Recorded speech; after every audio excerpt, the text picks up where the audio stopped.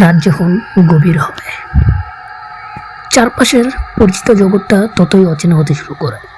আপনি কি নিশ্চিত যে আপনার ঘরের বদ্ধ জানলার ওপাশে কেউ দাঁড়িয়ে নেই, নাকি আপনার ঠিক পেছনে কেউ একজন নিঃশব্দে আপনার নিঃশ্বাসের শব্দ গুনছে? আসসালামু আলাইকুম, আমি আপনাদের সাথে আছি আরজু ফারহান। স্বাগত জানাচ্ছি রহস্য, রোমাঞ্চ আর হারহিম করা আতঙ্কে এক নতুন অধ্যায়, ভয়ের জগতে। আজকের আয়োজনে আমরা পা রাখবো এমন 3টি অভিজ্ঞতায় যা শুনলে আপনার রক্ত হিম হয়ে যাবে। প্রথমে আমরা যাব সেই নির্জন ব্রিটিশ আমলের এক পুরনো বাংলোয়, যেখানে আয়নার ওপর থেকে কেউ একজন আজও তার সঙ্গীকে খুঁজে ফেরে, যেখানে অদৃশ্য পদধ্বনি জানান দেয় মৃতরা কখনো একা থাকে না। এরপর আমরা প্রবেশ করব নিশ্চিন্তপুর গ্রামের সেই অভিশপ্ত জমিদার বাড়িতে, যে বাড়ির উত্তর দিকের বারান্দায় দাঁড়ালে জীবন্ত হয়ে ওঠে 50 বছর আগের এক বিভৎস নিমন্ত্রণ, যেখানে কোষাচ্ছন্ন এক নারী আজও পথে বসে আছে নতুন কোনো শিকারের আশায়। আর সবশেষে আমরা হারিয়ে যাব নীলগিরির সেই দুর্গম পাহাড়ের গভীরে, যেখানে পাহাড়ের ভাজে ভাজে লুকিয়ে আছে এক অমানসিক আর্তনাদ, যেখানে ফোনের ফ্ল্যাশ জ্বালাতেই বেরিয়ে আসে সেই বিভীষিকা যার কোনো মানুষের রূপ নেই। বন্ধুরা, আপনাদের জীবনেও কেমন কোনো সত্য ঘটনা আছে যা বিজ্ঞান দিয়ে ব্যাখ্যা করা সম্ভব নয়? আপনার সেই হারহিম করা বাস্তব অভিজ্ঞতাগুলো আমাদের পাঠিয়ে দিতে পারেন। ঘটনার বিস্তারিত লিখে অথবা ভয়েস রেকর্ড করে পাঠিয়ে দিন আমাদের ইমেল অ্যাড্রেসে। ইমেল অ্যাড্রেসটি নিচের ডিসক্রিপশন বক্সে দেওয়া আছে। এছাড়াও আপনাদের সাথে সরাসরি যুক্ত হতে পারেন আমাদের ফেসবুক পেজ আরজু ফারহান 8 অথবা আরজু জীবন। এই পেজগুলোর লিঙ্কও আপনারা পেয়ে যাবেন ভিডিও ডিসক্রিপশন বক্সে। এখন তবে সময় হয়েছে সেই ছায়াগুলোর মুখোমুখি হওয়ার। চোখ কান খোলা রাখুন, কারণ ভয়ের জগতে আপনি একা নন। চলুন শুরু করা যাক আজকের প্রথম ঘটনা। প্রথম ঘটনাটি আমাদেরকে যিনি পাঠিয়েছেন তার নাম এমডি নাহিদ। সোনি যে লিখেছেন আমি সেগুলি পড়ার চেষ্টা করছি। আসসালামু আলাইকুম ভাইয়া, ঘটনাটা আজ থেকে প্রায় 10 বছর আগের। উত্তরবঙ্গের এক প্রত্যন্ত চা বাগানের এক পুরনো বাংলোর তদারকির কাজে গিয়েছিলেন এক তরুণ প্রকৌশলী। বাংলোটা ব্রিটিশ আমলের, বিশাল বড় বড় জানলা, চুনকাম করা দেওয়াল আর চারপাশটা ঘন জঙ্গলে ঘেরা। সেখানে পৌঁছানোর পর থেকেই তার মনে হচ্ছিল এই নিস্তব্ধতার মাঝেও কোথাও একটা সুর লুকিয়ে আছে। প্রথম 2 দিনই সবকিছু স্বাভাবিক থাকলেও তৃতীয় দিন থেকে শুরু হয় আসল বিভীষিকা। রাত তখন আনুমানিক 2টা। চারদিকে ঝিঝি পোকার ডাক ছাড়া আর কোনো শব্দ নেই। হঠাৎ উপরের তলার কাঠের মেঝেতে ভারী কোনো জুতো পরে হাঁটার শব্দ শোনা গেল। বাংলোর সেই তলায় কেউ থাকার কথা নয়। প্রকৌশলী সাহস করে ওপরে উঠলেন, কিন্তু বারান্দায় গিয়ে দেখলেন মোমবাতির আলোয় ধুলো জমা মেঝেতে কোনো পায়ের ছাপ নেই, অথচ শব্দটা তার কানের পাশ দিয়ে চলে গেল। পরদিন সকালে ডাইনিং রুমে রাখা বিশাল এক পুরনো আয়নার সামনে দাঁড়িয়ে মুখ ধোয়ার সময় তিনি লক্ষ্য করলেন আয়নায় তার পেছনে আরো একজন দাঁড়িয়ে আছে। পরনে ঝিন্ন একটা শাড়ি, কিন্তু চেহারাটা স্পষ্ট নয়, যেন কুয়াশায় ঢাকা। গাড় ঘুরিয়ে তাকাতেই পেছনে কেউ নেই, কিন্তু আয়নায় তখনও সেই অস্পষ্ট অবয়বটা দাঁড়িয়ে তাকে দেখছে। ভয় তার রক্ত হিম হয়ে এলো। বিকেলে বাংলোর লাইব্রেরিতে একটি পুরনো ডায়েরি খুঁজে পান তিনি। সেটি ছিল 1940 সালের এক ম্যানেজারের স্ত্রীর লেখা। সেখানে লেখা ছিল, এই বাংলোর দেয়ালে কেউ বন্দী হয়ে আছে। সে মুক্তি চায় না, সে শুধু চায় সঙ্গ। যে তাকে একবার দেখেছে সে আর কখনোই বাংলা ছেড়ে যেতে পারেনি। চতুর্থ রাতে প্রচন্ড ঝড় শুরু হয়। জানলার কাজগুলো ঝনঝন করে কাঁপছিল। রাত 3টার দিকে তিনি অনুভব করলেন তার ঘরের দরজাটা আস্তে আস্তে খুলে গেল। বাতি জ্বালানোর চেষ্টা করলেন তিনি, কিন্তু কারেন্ট নেই। দেশলাইয়ের আলো জ্বালতেই দেখলেন বিছানার ঠিক পাশে সেই ছায়া মূর্তিটি বসে আছে। তার হাতের স্পর্শ বরফের চেয়েও শীতল। মূর্তিটি ফিসফিস করে বলল, অনেকদিন পর কেউ আমার গল্প পড়তে এলো। পরদিন সকালে চা বাগানের শ্রমিকরা তাকে অজ্ঞান অবস্থায় বারান্দায় পড়ে থাকতে দেখে। তার সারা শরীরে নীলচে ছোপ ছোপ দাগ। ডাক্তাররা একে হাইপোথার্মিয়া বললেও তিনি জানতেন সেই রাতে কি ঘটেছিল। বাংলোটা ছাড়ার সময় তিনি ডায়েরিটা সাথে নিতে চেয়েছিলেন, কিন্তু অবাক হয়ে দেখলেন লাইব্রেরির সেই আলমারিতে কোনো ডায়েরি নেই, যেন কয়েক দশকের কোনো স্মৃতি স্রেফ এক রাতের জন্য জীবন্ত হয়ে উঠছিল। আসসালামু আলাইকুম ভাইয়া, এটাই ছিল আমার ঘটনা। যদি ভালো লাগে পড়ে শোনাবেন। ওয়ালাইকুম আসসালাম। এবং আপনার ঘটনাটা পড়ে দিলাম। আমরা যেতে চাই সরাসরি আমাদের পরবর্তী ঘটনায়। পরবর্তী ঘটনাটি আমাদেরকে যিনি পাঠিয়েছেন তার আইডির নামটি হচ্ছে সামিরা চৌধুরী। সো সে যে ওই লিখেছেন আমি ঠিক সেভাবে পড়ার চেষ্টা করছি। আসসালামু আলাইকুম ভাইয়া, আশা করি ভালো আছেন। ঘটনাটি আরিফকে নিয়ে। আরিফ পেশা একজন ফ্রিল্যান্স লেখক। শহরের কোলাহল থেকে দূরে নিরিবিলিতে একটি উপন্যাস শেষ করার জন্য সে অনেকদিন ধরে একটা শান্ত জায়গা খুঁজছিল। হঠাৎ একদিন তার এক দূর সম্পর্কের মামার কাছ থেকে খবর আসে যে তাদের গ্রামে পুরনো জমিদার বাড়িটি এখন ফাঁকা পড়ে আছে। গ্রামটির নাম নিশ্চিন্তপুর, কিন্তু নামের সাথে গ্রামের পরিবেশের কোনো মিল নেই। আরিফ যখন সেখানে পৌঁছালো তখন সূর্য ডুবো ডুবো।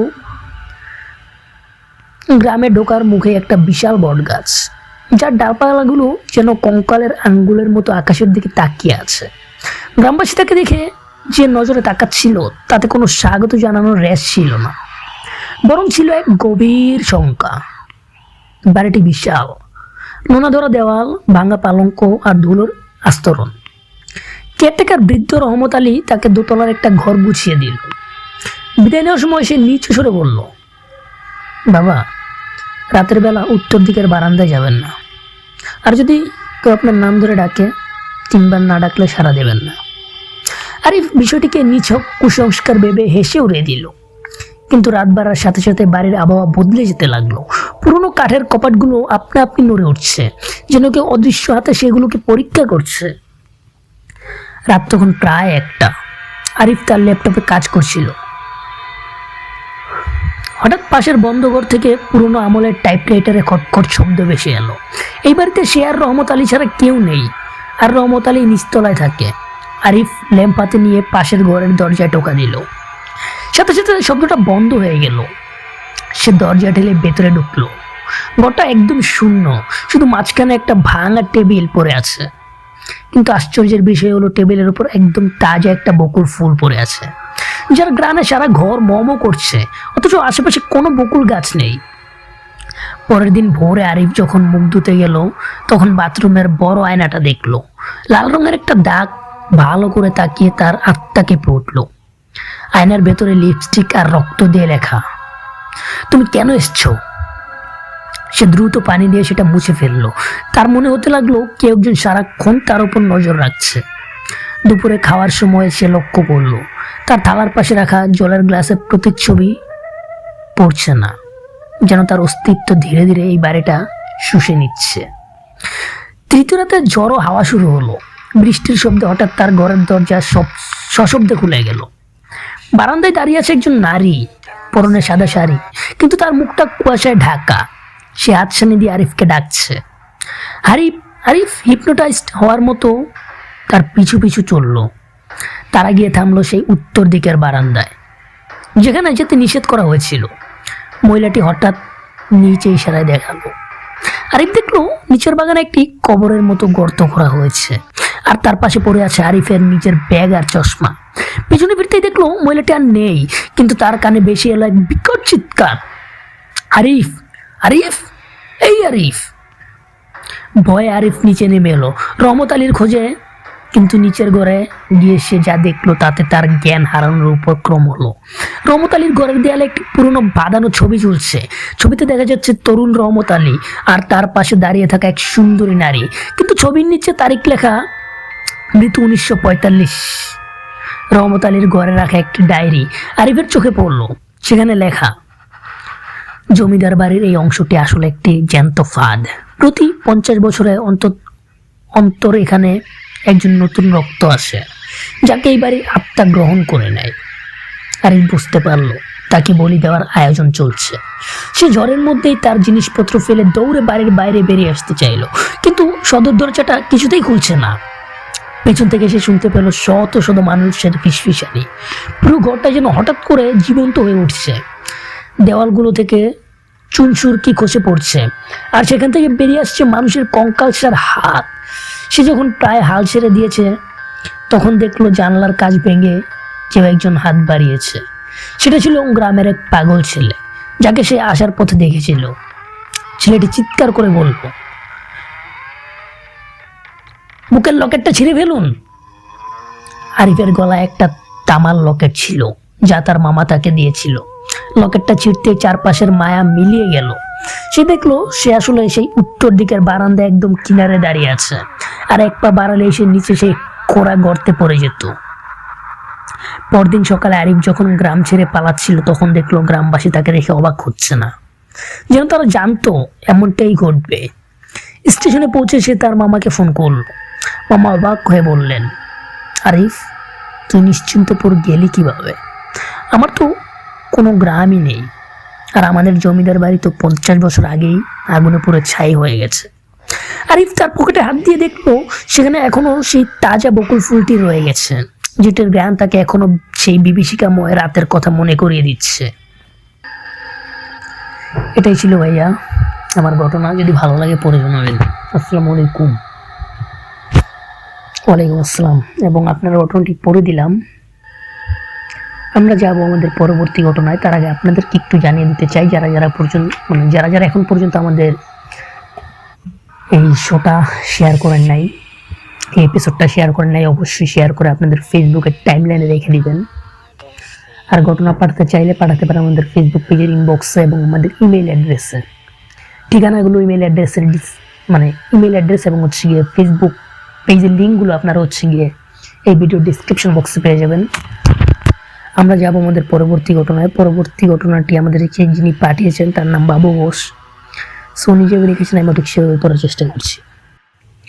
কেমন আছেন ভাইয়া? আপনার সাথে আমার এই প্রথম ঘটনা পাঠানো। ভুল ত্রুটি ক্ষমা সুন্দর দৃষ্টিতে দেখবেন। ঘটনাটা সাইমের সাথে ঘটেছিল। সাইম পেশায় একজন ওয়াইল্ড লাইফ ফটোগ্রাফার। পাহাড় আর বনের নির্জনতা তার প্রিয়। একবার এক বন্ধুর মাধ্যমে সে বান্দরবানের নীলগিরির অনেক গভীর একটা পুরনো ডাক বাংলোর খোঁজ পায়। ব্রিটিশ আমলের সেই বাংলোটি এখন আর পর্যটকদের জন্য ব্যবহৃত হয় না। সাহেম ভেবেছিল সেখানে কয়েকদিন থাকলে অসাধারণ কিছু ছবি পাওয়া যাবে, কিন্তু সে জানতো না কিছু জায়গা মানুষের বসবাসের জন্য নয়। সাইম যখন বাংলোয় পৌঁছালো তখন রাত 8টা। পাহাড়ের চূড়ায় কুয়াশা জমে আছে। বাংলোর কেয়ারটেকার গিদুরে চাকমা লোকটা খুব অল্পভাষী। সে সাইমকে রাতের খাবার দিয়ে বলল, সাহেব, রাতে যদি বাইরে কারো কান্নার শব্দ শোনেন তবে জানলা খুলবেন না, আর বারান্দায় রাখা হ্যারিকেনটা যেন সারা রাত জ্বলে। সাইম এসব কথাকে গুরুত্ব দিল না। রাত 12টার দিকে পাহাড়ি ঝিঝে পোকার শব্দ হঠাৎ থেমে গেল। এক গভীর নিস্তব্ধতা গ্রাস করলো পুরো বাংলোকে। সাইম তার বিছানায় শুয়েছিল। হঠাৎ মনে হলো তার খাটের নিচে কেউ একজন নিঃশ্বাস নিচ্ছে, খুব ভারী এবং গরম নিঃশ্বাস। সে টর্চ জ্বেলে দেখলো নিচে কেউ নেই, কিন্তু টর্চ নেবানোর সাথে সাথেই শব্দটা আবার শুরু হলো। পরদিন সকালে সাইম তার লেন্স পরিষ্কার করার সময় খেয়াল করলো গতরাতে সে অটো মোডে কিছু ছবি তুলেছিল, যা ক্যামেরার মেমোরি কার্ডে জমা হয়ে আছে। সে ছবিগুলো দেখতে গিয়ে চমকে উঠল। একটি ছবিতে দেখা যাচ্ছে সে যখন ঘুমিয়েছিল তখন তার মাথার শিওরে একটি লম্বা কালো ছায়া দাঁড়িয়ে আছে। ছায়াটির কোনো মুখ নেই, শুধু দুটো গর্তের মতো চোখ। সাইম ঘামতে শুরু করলো। সে গিদুরকে ডাকলো, কিন্তু কেয়ারটেকার ঘরটা ছিল তালাবদ্ধ। পুরো পাহাড়ে সে তখন একা। দুপুরে সাইম বাথরুমে গেল হাত মুখ ধুতে। পুরোনো আয়নাটা ছিল ঘোলাটে। সে যখন তোয়ালে দিয়ে মুখ মুছছিল তখন দেখলো আয়নার কোনায় একটি শিশুর হাতের ছাপ ফুটে উঠছে। বেজে হাতের ছাপ। সে তাকিয়ে থাকতে থাকতেই ছাপগুলো বাড়তে লাগলো, যেন কেউ আয়নার ভেতর থেকে বাইরে আসার চেষ্টা করছে। সাইম দ্রুত ঘর থেকে বেরিয়ে এলো। সে সিদ্ধান্ত নিল এখনই চলে যাবে, কিন্তু তার জিপ গাড়িটির চাকাগুলো কেউ একজন ধারালো কিছু দিয়ে ফালা ফালা করে কেটে রেখেছে। পাহাড়ি রাস্তায় এই গাড়ি নিয়ে নামা সম্ভব নয়। বিকেলে সাইম বাংলোর স্টোর রুমে কিছু পুরনো নথি খুঁজে পেল। সেখানে 1950 সালের একটি পুলিশ রিপোর্ট ছিল। রিপোর্টে লেখা ছিল এক ব্রিটিশ অফিসার তার পুরো পরিবার সহ এই বাংলায় পাগল হয়ে আত্মহত্যা করেছিলেন। ছোট মেয়েটির লাশ পাওয়া গিয়েছিল খাটের নিচে, আর তার মা আয়নার সামনে দাঁড়িয়ে নিজের গলা কেটেছিলেন। স্যাম বুঝতে পারলো সে এক ভয়াবহ ফাঁদে আটকে গেছে। গিদুরে আসলে কোনো মানুষ ছিল না, হয়তো সে ছিল এই বাংলোরই কোনো পুরনো প্রহরী যে তাকে এখানে আটকে রাখতে চেয়েছিল। রাত নামার সাথে সাথে কুয়াশা এত ঘন হলো যে জানলার ওপারে কিছুই দেখা যাচ্ছিল না। রাত 1টার দিকে সাইম শুনতে পেল বাইরে থেকে তার মা তাকে ডাকছে, স্পষ্ট মায়ের গলার স্বর। সাইম, দরজা খোল বাবা, আমি খুব বিপদে পড়েছি। সাইম জানতো তার মা ঢাকাতে আছেন, তাই এই ডাক আসা অসম্ভব, কিন্তু ডাকটা এত করুণ ছিল যে তার পা আপনি দরজার দিকে এগিয়ে যাচ্ছিল। সে যখন দরজার খিলটা ধরতে গেল, হঠাৎ তার ক্যামেরার ফ্ল্যাশটা জ্বলে উঠল। যে ফ্ল্যাশের আলোয় দেখলো দরজার ওপারে কোনো মানুষ নেই, বরং একটি বিভৎস দানবীয় আকৃতির দরজার ফাঁক দিয়ে তার দিকে তাকিয়ে আছে। সাইম আর দেরি করলো না, সে তার ব্যাগ ছাড়াই পেছনের জানলা দিয়ে লাফিয়ে পাহাড়ের নিচে দৌড়াতে শুরু করলো। পেছনে সেই অমানুষিক চিৎকারের শব্দ শোনা যাচ্ছিল। ঘন জঙ্গলের ভেতর দিয়ে সে সারা রাত দৌড়েছে, কাটা ঝোপে তার শরীর ক্ষতবিক্ষত হয়ে গিয়েছিল। পরে যখন সে মূল রাস্তায় পৌঁছালো, তখন একদল কাঠুরে তাকে উদ্ধার করে। তারা তাকে বলল, আপনি নীলগিরির সেই বাংলোয় গিয়েছিলেন, ওটা তো 10 বছর আগে ধসে পড়ে মাটির সাথে মিশে গেছে। স্যাম যখন সুস্থ হয়ে ঢাকায় ফিরল, সে তার ক্যামেরাটা খুলল। মেমোরি কার্ডে শেষ যে ছবিটি ছিল সেটি দেখে তার রক্ত হিম হয়ে গেল। ছবিতে দেখা যাচ্ছে সে যখন পাহাড় থেকে দৌড়ে পালাচ্ছিল, সেই কুয়াশার ভেতর থেকে হাজার হাজার হাত তার দিকে ধেয়ে আসছিল। স্যাম আজ অবধি আর কখনো পাহাড়ে যায়নি। রাতে ঘুমানোর সময় সে এখনো তার খাটের নিচে সে ভারী নিঃশ্বাসের শব্দ পায়। মাঝে মধ্যে আয়নায় তাকালে মনে হয় তার পেছনে কেউ একজন দাঁড়িয়ে আছে, দাঁড়িয়ে ফিসফিস করে বলছে, ফিরে এসো। আসসালামু আলাইকুম ভাইয়া, যদিও আমি হিন্দু, আমি জানি ভাই আপনি মুসলিম, সেই জন্যই সালামটা দিলাম। এবং আমার ঘটনাটা আপনি পড়ছেন না, অনেক দিন ধরে আপনাকে ঘটনাটা পাঠাচ্ছিলাম, ঘটনাটা পড়লে খুশি হব। এবং হ্যাঁ, আপনার ঘটনাটা পড়ে দিলাম। এবং ধন্যবাদ আপনাদের সকলকে যারা যারা ঘটনা পাঠিয়েছেন আমাদেরকে। আজকের মতো আমাদের এই রহস্যময় যাত্রা এখানেই শেষ হচ্ছে, কিন্তু মনে রাখবেন, অন্ধকার কখনো পুরোপুরি শেষ হয় না, সে শুধু ঘাপটি মেরে বসে থাকে পরবর্তী সুযোগের অপেক্ষায়। আজ আমরা যে পুরনো বাংলোর সেই ডায়েরি, নিশ্চিন্তপুরের সেই অভিশপ্ত জমিদার বাড়ি, আর নীলগিরির সেই হারহিম করা ছায়ার গল্প শুনলাম বা ঘটনা শুনলাম, এগুলো হয়তো স্রেফ আপনাদের কাছে কয়েকটা ঘটনা মনে হতে পারে। হয়তো আপনার আশেপাশে এমন কোনো অশরীরী ছায়া এই মুহূর্তে আপনার দিকে এক দৃষ্টিতে তাকিয়ে আছে, যা আপনি এখনো খেয়াল করেননি। বন্ধুরা, আপনার বা আপনার পরিচিত কারোর সাথে ঘটে যাওয়া কোনো সত্যি ভৌতিক ঘটনা যদি আমাদের শোনাতে চান, তবে না আর দেরি না করে আজই লিখে পাঠিয়ে দিন আমাদের ইমেল ঠিকানায়, ইমেল অ্যাড্রেসটি এবং ফেসবুক পেজ RJ ফারহান 8 এবং RJ জীবন, এর লিঙ্ক ডিসক্রিপশন বক্সে দেওয়া আছে। আমি RJ ফারহান আজকের মতো বিদায় নিচ্ছি, কিন্তু ভয় পাবেন না, কারণ ভয় পেলেই তারা আপনাকে খুঁজে পাবে। চোখ বন্ধ করার আগে একবার 4-5টা দেখে নিন, হয়তো জানলার ওপারে কেউ আপনার অপেক্ষায় দাঁড়িয়ে আছে। ভালো থাকবেন, সাবধান থাকবেন, আর মনে রাখবেন, ভয়ের জগতে আপনি কখনোই একা নন। শুভরাত্রি, আল্লাহ হাফেজ।